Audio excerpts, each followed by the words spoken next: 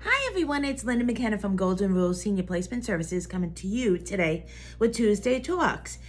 Today being October 15th, and we're actually recognizing for the month of October is Long-Term Care Planning Month. And the little part of the topic that we're going to talk about is long-term care planning. What actually is it? And is it referring to the non-medical, to the personal care and services required mostly by seniors in order to sustain a quality of life? A lot of people don't know what long-term care planning is, or actually long-term care. Long-term care has a very broad spectrum. From the financial part of it, long-term care planning is actually planning for your elder life and actually financially investing or putting aside or assigning maybe a long-term care policy for your days of need as you get older. And that's something that, while you're employed, before you retire, that there is programs of long-term care insurance, but that's also something that a financial planner could actually prepare you as you retire, how you could plan ahead for your long-term care needs.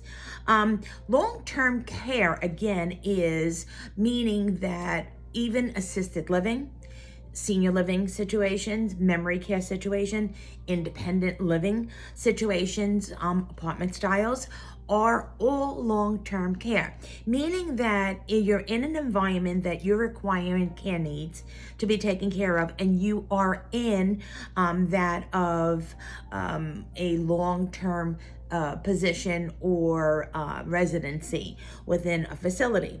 It goes a little bit deeper because also long-term care is also what a lot of people call nursing homes, but those are called skilled rehab facilities. And long-term care, there is actually parts of that facility, rehab facility as well, that they have a long-term side of the facility that is for long-term care folks. A lot of them are in that situation not only because of financial means, but because of a high level of acuity of needs. So unfortunately, they would not be able to go to assisted living or a memory care. They're more of a nursing home environment. So with having that little bit of knowledge, we could actually talk a little bit more in depth about Long-Term Care Planning Month. And it does take place in October, and the month, it creates awareness among senior loved ones and their caretakers to understand and prepare for the outrageous costs of health care for adults. Unfortunately, this is not something that people plan for, and many are unaware that most insurance plans do not cover long-term non-medical care and assistance for senior citizens and their daily activities. If I could broaden a spectrum, a lot of people think that their health insurance actually covers long-term care. That means aides coming into the home or actually going into assisted living. No health insurance pays for senior living at all. But there's long-term care insurance policies that can pay for the care while living in an assisted living memory care facility. And it's based upon a doctor's rendering, and it's about activities of daily living, which we take for granted that we do on a daily basis. And that is like grooming, bathing, eating, dressing, taking medications, actually walking, ambulation, is a lot of it. If they are compromised, that means that you're eligible to actually go for a long-term care policy, meaning that you can actually start that policy that you have, or long-term care Medicaid, which is a whole different subject matter that I can't speak about here because that's a whole different entity. So yes, it has to be observed by a physician. And even going into a senior living community, a lot of these orders and forms have to be filled out to apply for senior living, assisted living, and independent living. If you're independent and don't have a need, you do not qualify for assistance, and your long-term care policy doesn't enact or actually start up. And a lot of people don't realize also that it also affects the veterans benefits too. So there's a lot to be, the whole subject matter is just not more than just this 10-minute conversation. But long-term care planning month is really what we're talking about, is planning for the future. Long-term care plans have existed since the 1970s, believe it or not, but it wasn't until the 1990s that the concept caught on, and even though they weren't many insurance companies offering many options for long-term care insurance. Long-term care is non-medical, referred to a personal care and services required by an elderly accomplishing routines of daily living and to have a quality of life. Services include personal grooming, dressing, bathing, eating, and other physical activities. Accommodations is also part of a long-term care that may or may not include the aid of skilled nurses or actually residing in assisted living. It is impossible to rely on to go-to sources of income or insurance plans for a comfortable later life. Previous generations relied on the retirement savings, pensions, Social Security, and other benefits plans to support their times ahead.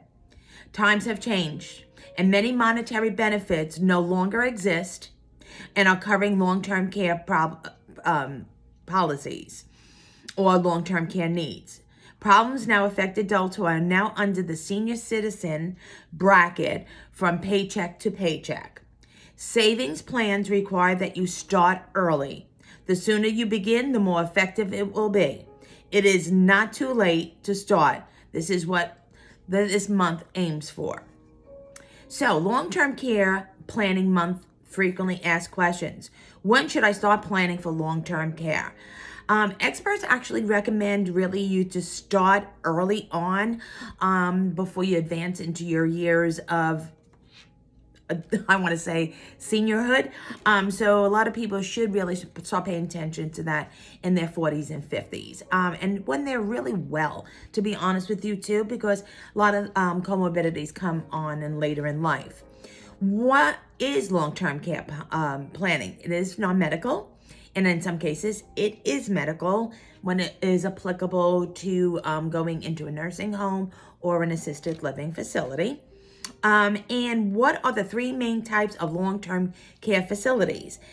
Skilled nursing, assisted living, and independent living. But independent living, as I told you, that it is not covered because if you're labeled independent, then you don't really cover for the long-term care insurance benefits. And unfortunately, you also don't qualify for any aid and assistance by the veterans or that even of the long-term care Medicaid program. 5 facts about long-term care planning that you should know. 1, you are likely to need it. Every one of us, as we plan our future, when we get married, we plan having children, we plan on them going to school and they're going on to college. And then, we're planning to buying our first house, our first car. There's a lot of planning in that, but we tend to forget that we really are not planning for our last chapter. So it is really, really important that we all gonna need it and we all should be planning for it. And an estimated 8.3 million people in the United States require some short-term or long-term care. 2, Medicare and Medicaid are not enough. What I'm saying is that that's the health insurance. So we have to plan ahead that you have liquid assets, policies, or access to government programs, okay? 3, an increased demand. Aging baby movements, which is the 60s and 70s right now, will impact long-term care services in the next 2 decades. So needless to say, in the next 10 to 20 years, these folks that are growing up are going to be the biggest part of requiring long-term care facilities and care itself. 4, the younger you start, the better. Long-term care insurance has greatly eased the financial burden on you and your family. So if you're at a job and Of course, it's for maybe the second generation. This is what we're talking about, your mom and dad, but for yourselves. And if you're at a position, a work environment that they actually offer long-term care insurance policies, look into it. It might be little minimal amounts that you have to pay each month, but the benefit is going to show later on when you get older. So you wouldn't be really a burden, I hate saying that word, to your children as well. 5, you may need to liquidate your assets. Generally, to be eligible for Medicaid, liquidation is important. Liquid assets is something important to look at. The veterans look at your liquid assets as well, too. And if you're not in a certain criteria or a certain amount, you do not get that benefit at all. Why Long-Term Care Planning Month is important? It gives us a head start. It ensures better care for seniors, and this month creates actual awareness. So how should we observe this Long-Term Planning Month? Visit with the family and make a plan. I could not agree more.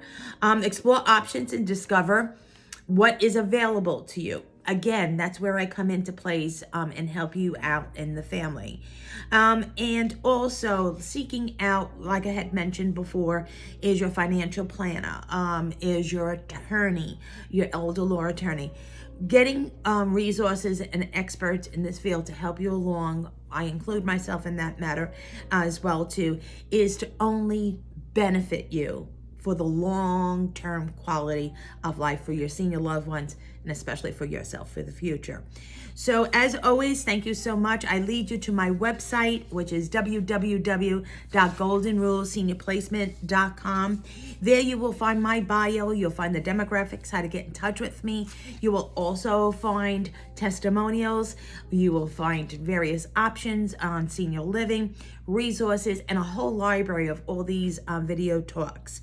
And feel free to get in touch with me if there's a topic that you would like me to promote in our Tuesday talks. I would definitely love to engage in that. Next week, which is October 22nd, in October is Physical Therapy Month, acknowledged for the month. And we're going to talk about, as our weather cools, we're going to be a little bit maybe more active outside, and we want to make sure that we have healthy self-care, and we want to be full preventive. We also want to be very proactive to make sure that our senior loved ones are in place where good physical ability as well. So thank you as always for viewing Tuesday Talks with Linda, and I wish you a blessed week, and I look forward to seeing you next week on October 22nd for our talk on Physical Therapy Month. Again, if you have any questions, give me a call. Have a blessed one. Thank you very much. Bye-bye now.